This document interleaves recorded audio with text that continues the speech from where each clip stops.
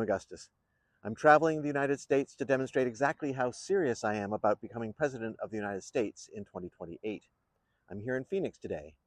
This is the Valley of the Sun, a place where the resilience of the Sonoran Desert meets a skyline that didn't exist a few generations ago.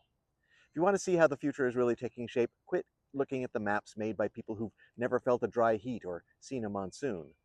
Come see what's rising from the desert floor right here in one of the fastest growing regions in the country, where the Camelback Mountain silhouette watches over a valley that knows exactly what it means to build something out of nothing. I'm standing in front of the Arizona State Capitol. The Copper Dome is a tribute to the 5 C's that built this state: copper, cattle, cotton, citrus, I know it's citrus, and climate. It's a building meant to represent the rugged independence of the West. But for far too many Arizonans, that independence feels under siege. This square has become a place where the political machinery grinds on and where the voices from Maryvale, South Phoenix, or the rural tribal lands are often left parched. Well, connect, keep their taps running. Today is stop 15 of my 50 plus 1 Capitals tour. My plan seems obvious and necessary to me, but behind me in these legislative halls and for other presidential candidates, it could be considered off the wall. The plan is to visit every capital in this country, including Honolulu and Juneau, over the course of about 60 days. Not to give motivational speeches, but to listen to the people, and hopefully to truly hear what problems the general public need fixing. Arizona is a land of breathtaking beauty, but it's also a land of hard realities.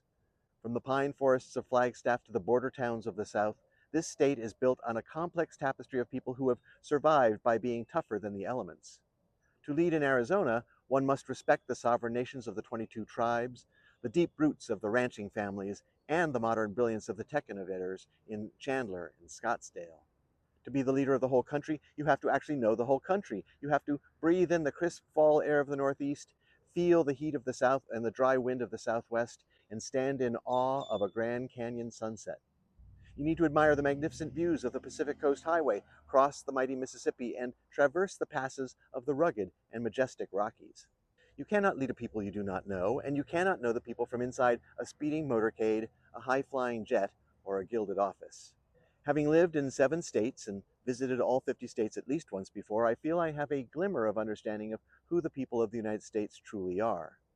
But you can never stop learning, so I'm visiting each state again, and I plan to do this over and over again during the course of my campaign and during my presidential term. Now you might be thinking, who is this guy? Why him? As I said, I'm Augustus. I was born in New York State 64 years ago. Like you, I've spent much of my life working. I've seen presidents and Congresses come and go. I've seen industries rise and fall. And I've watched as the people who keep this nation functioning, the teachers, the nurses at Banner Health, the tradespeople building the new semiconductor plants, are treated like line items, not people. But is he qualified, you may be wondering? The Constitution says I am. The more important question is, how do I decide for myself if someone is qualified? For me, being qualified means that a person is working as hard as they can to help the most people possible.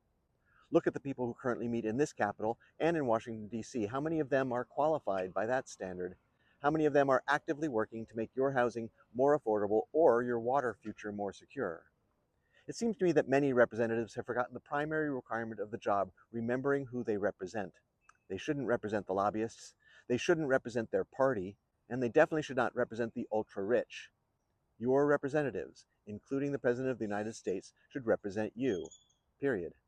I stand for the people, not for corporations that treat their employees like disposable parts, not for the ultra-rich who treat the law as a suggestion, not for the special interests who think their way is the only way. I believe in a land of opportunity the nation's founders believed in, not a land of out-of-reach signs and skyrocketing rents that push families out of the neighborhoods they helped build. Why consider an unconventional, unaffiliated candidate like me? Maybe it's because you're exhausted. You're sick of being forced to choose between generic candidate A and generic candidate B, 2 sides of the same coin, neither of whom has ever had to decide between an electric bill and a grocery bill in August. The motto of Arizona is Ditat Deus, God enriches. It's a reminder that we are blessed with vast resources, but for too long it feels like the only people being enriched are the rich and the ultra-rich. It's time to ensure that the prosperity of the state actually reaches the person working 2 jobs just to stay in the valley.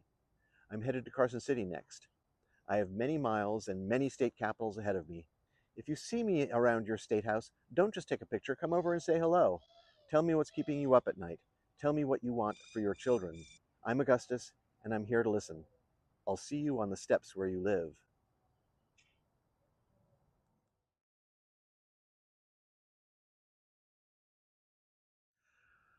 By the way, it's really hot here, even in the shade. I'm wearing this hat just for the first take, just because I like my hat. So there we go. Hi, I'm Augustus. I'm traveling across the United States to. Did I do this? No, I didn't do this yet. Okay, it should be Kitris. The matter. Phoenix Stump Speech, March 29th, 2026. Location, the Arizona State Capitol. Timeline, 953 days, 953 days until the 2028 election.